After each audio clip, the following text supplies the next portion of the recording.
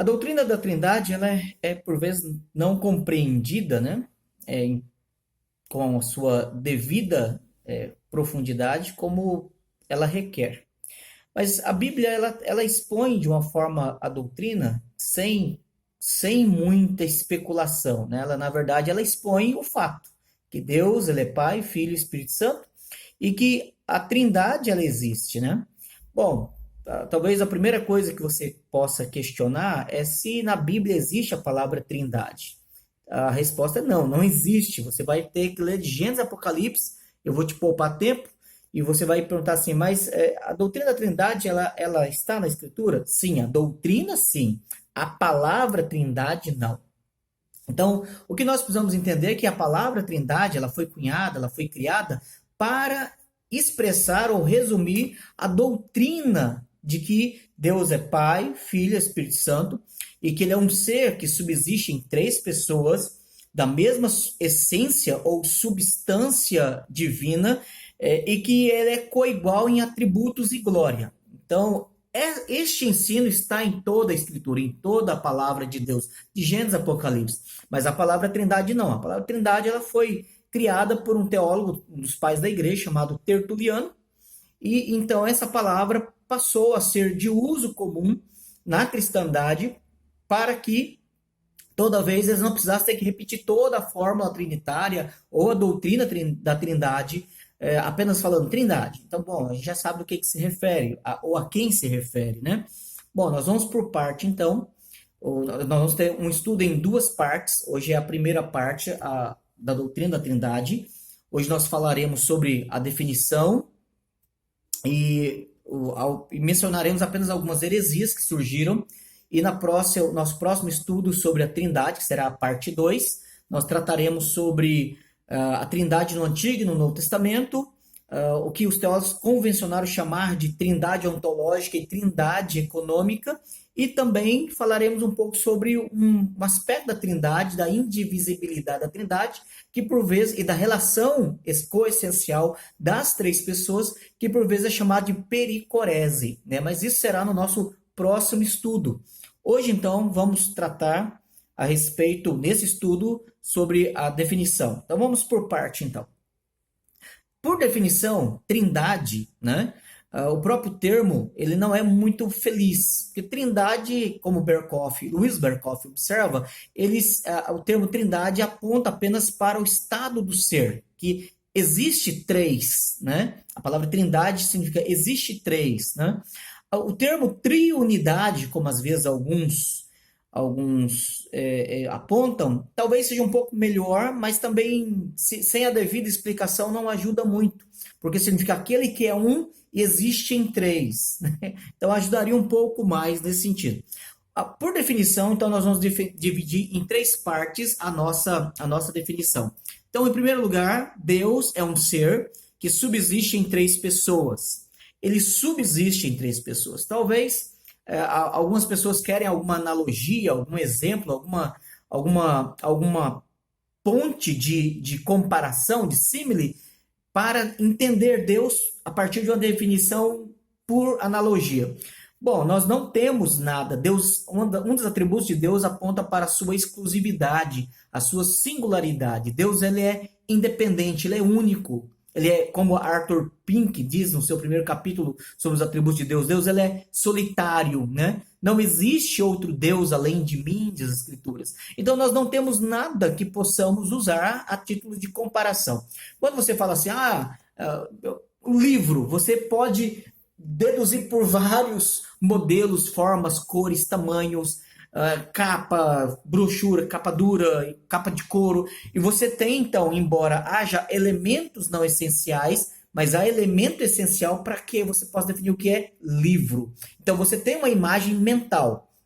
O grande detalhe é que nós não temos como criar uma imagem mental. Deus não pode ser formado por conceitos concretos, né? Então, não há nem... E Deus é único, não existe nenhum outro que possamos usar para uma analogia, para uma comparação. Deus é único.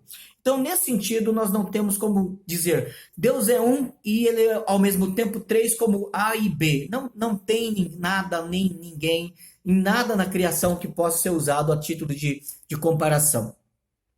Isso nos leva a pensar no aspecto mais claro do pensamento, do entendimento sobre quem Deus é, de que ele é um na sua existência, ele é um como ser, ele subsiste em três pessoas, né? A subsistência em três pessoas, nós precisamos lembrar um outro detalhe. Às vezes alguns dizem assim, eu não posso crer na doutrina da Trindade porque ela não é lógica. Bom, a lógica na definição da Trindade não se aplica.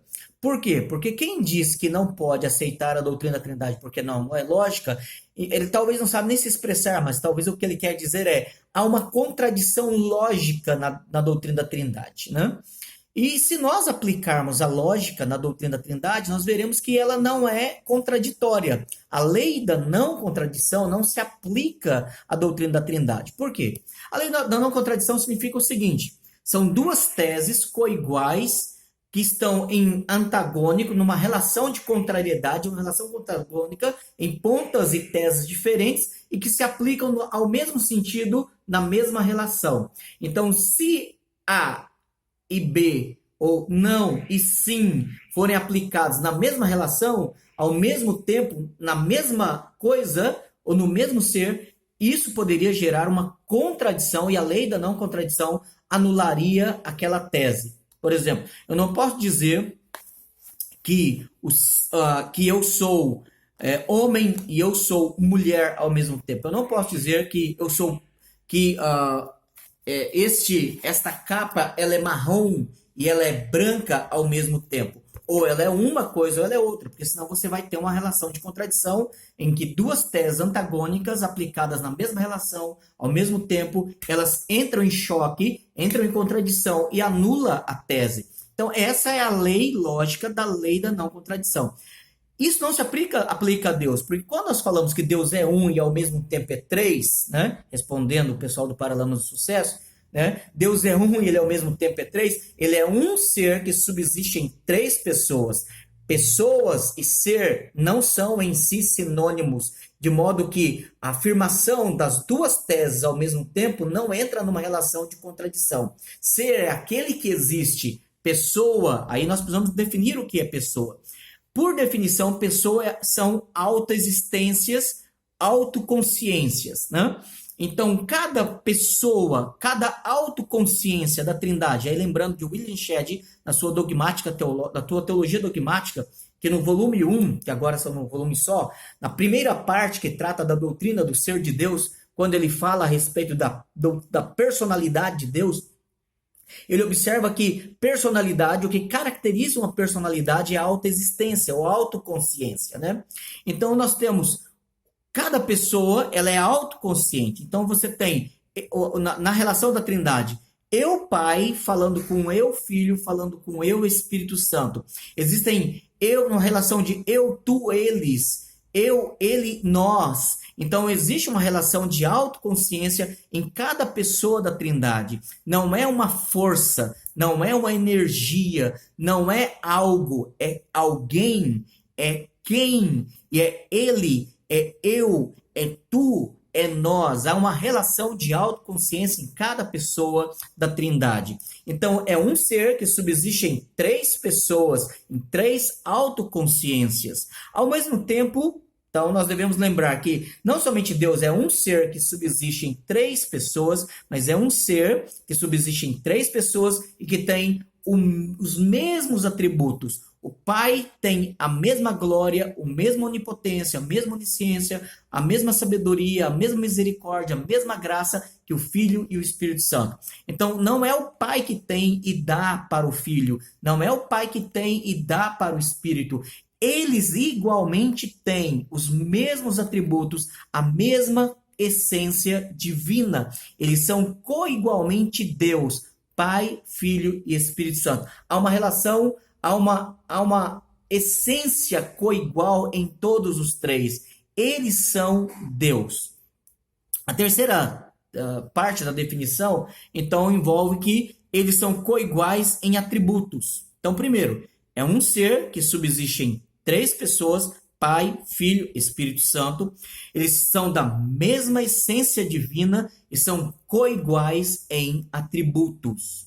Então, essas três teses definem de forma simples, resumida, de modo que até uma criança é capaz de entender a doutrina da Trindade. Um ser que subsiste em três pessoas, que tem a mesma essência e que compartilha dos mesmos e são coiguais nos mesmos atributos e glória. Ou seja, por que mesma glória? Porque a mesma adoração que você dá ao Pai, você deve dar ao Filho e ao Espírito Santo. Nós devemos coadorar, nós devemos adorar nos nossos cultos, nas nossas orações, nas nossas relações, na nossa devoção. Nós devemos amar o Pai, o Filho e o Espírito Santo, porque eles são coiguais, né? Quanto a um outro aspecto, nós devemos sempre lembrar que a Trindade ela está presente em toda a Escritura. Mas eu vou apontar apenas três textos para o nosso estudo, que falam, por exemplo, da Trindade na Escritura sendo mencionada na obra da redenção, desde a predestinação, o decreto eterno, antes da fundação do mundo, na criação, como também nós vemos Deus sendo manifesto na providência e também na consumação. O Pai, o Filho e o Espírito Santo estão em toda obra da criação, em todas as obras que são manifestas, manifestando a glória dele. Então nós temos, por exemplo, Efésios capítulo 1, você tem a menção do verso 1 ao verso 14, da doutrina do decreto, do modo como Deus determinou todas as coisas, como Deus realizou todas as coisas em Cristo e como Deus aplica todas as coisas pelo Espírito Santo.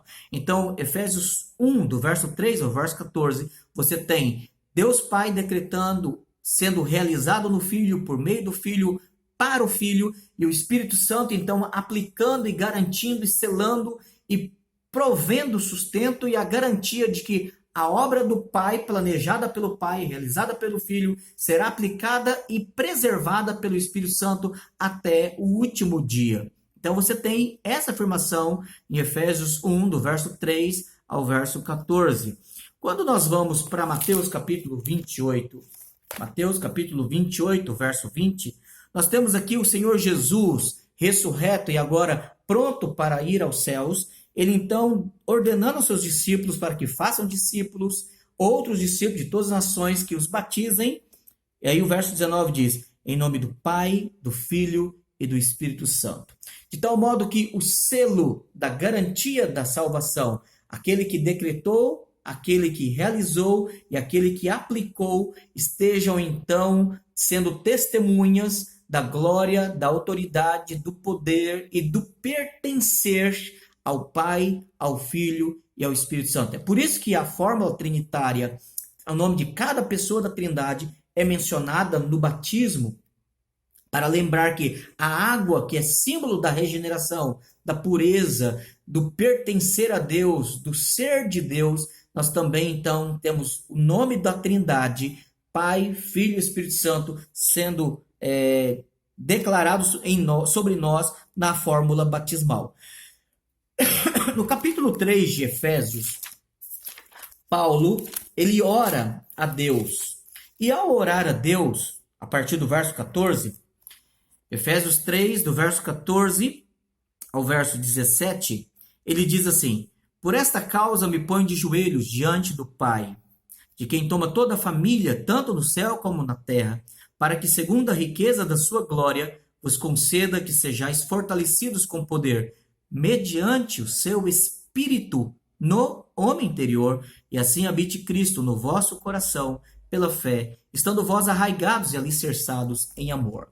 Então, Paulo ele ora pela unidade da igreja, ele ora para a manifestação do reino de Cristo, ele ora pelo testemunho da igreja, ele ora para que a glória de Deus seja manifesta em todas as coisas, e ele ora ao Pai, que toma o nome de toda a família no céu e na terra, mediante o Espírito Santo que age no homem interior, para que Cristo habite ricamente pela fé em nosso coração, reinando e governando sobre todas as coisas.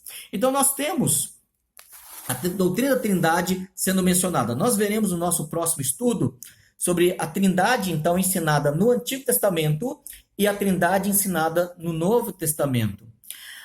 Na história, obviamente, existiram aqueles que não só tiveram dificuldade de entender a doutrina da Trindade, mas inclusive negaram a doutrina da Trindade, né? Então, nós somos chamados de trinitarianos porque cremos na doutrina da Trindade. Deus é Pai, Filho e Espírito Santo.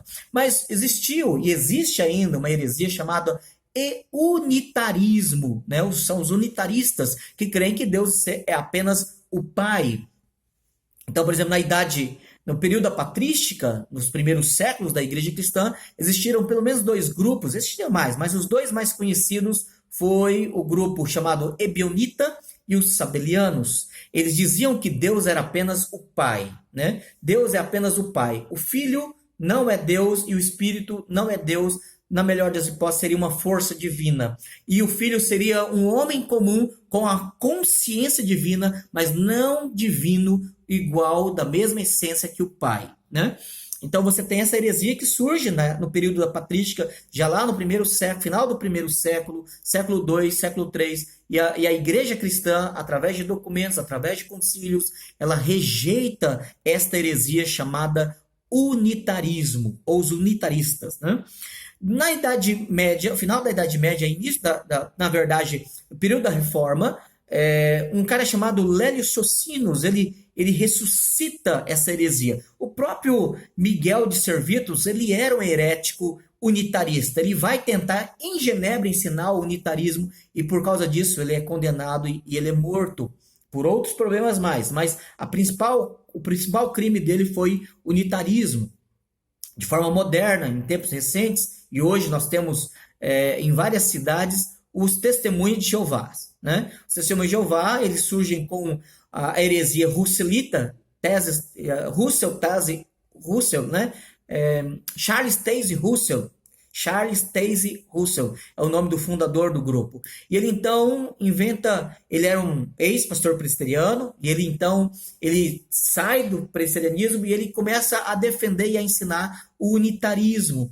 E ele então diz que o Filho é apenas um homem que tem consciência divina, foi, na melhor das hipóteses, a primeira criatura divina. O Espírito é, na verdade, uma força ativa, uma força divina, mas que Deus, apenas como pessoa e divino, é somente o Pai. Essa é uma heresia ensinada pelos Testemunhos de Jeová, que foi ensinada pelos socinianos, que foi ensinada pelos sabelianos, que foi ensinada pelos ebionitas, e que a igreja cristã, desde o século I, rejeitou essa heresia. Então, nós precisamos lembrar que a doutrina da Trindade, ela tem o testemunho da igreja, ela tem nascedouro nas escrituras, onde o próprio Deus se dá a revelar, se dá a conhecer, e ele então é um ser que subsiste em três pessoas e que tem a mesma essência divina e compartilha coigualmente dos mesmos atributos e glória. Esse é o nosso primeiro estudo. Nosso segundo estudo, nosso próximo estudo, nós trataremos sobre, então, a doutrina, que por vezes é chamada de trindade ontológica e trindade econômica, e sobre a pericorese, e também como que a doutrina da trindade está presente no Antigo e no Novo Testamento. Acompanhe aí e aguarde até que nós possamos preparar o nosso